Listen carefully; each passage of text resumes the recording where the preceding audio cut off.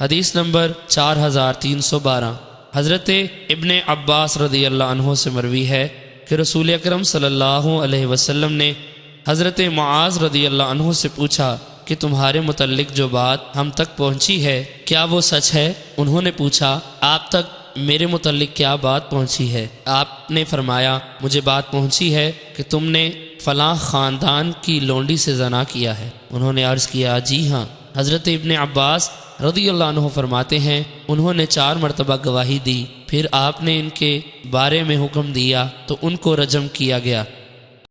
حدیث نمبر 4313 حضرت ابو سعید خدری رضی اللہ عنہ سے مروی ہے کہ ایک شخص اسلام لایا جس کا نام معاذ بن مالک تھا۔ انہوں نے رسول اکرم صلی اللہ علیہ وسلم کی خدمت میں حاضر ہو کر کہا مجھ سے زنا ہو گیا ہے، آپ مجھ پر حد قائم کر دیں۔ نبی اکرم صلی اللہ علیہ وسلم نے ان کو کئی بار واپس کیا، پھر آپ نے ان کی قوم سے ان کا معاملہ دریافت کیا تو انہوں نے کہا ہمیں ان میں کوئی دماغی خرابی معلوم نہیں، البتہ ان سے ایسا کام سرزد ہوا جس کا کفارہ صرف حد کا نفاذ ہے۔ فرماتے ہیں وہ دوبارہ نبی اکرم صلی اللہ علیہ وسلم کی خدمت میں حاضر ہوا تو آپ نے ہمیں حکم دیا کہ ہم اسے رجم کریں۔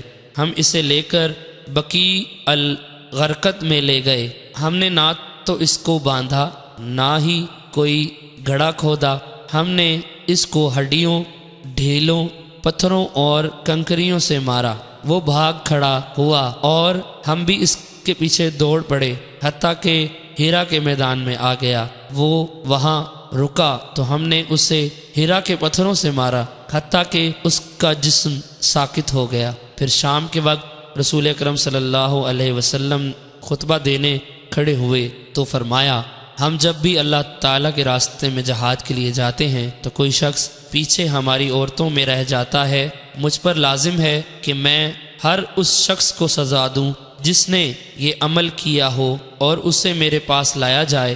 راوی فرماتے ہیں پھر آپ نے اس کے لیے نہ بخشش طلب کی اور نہ ہی برا کہا۔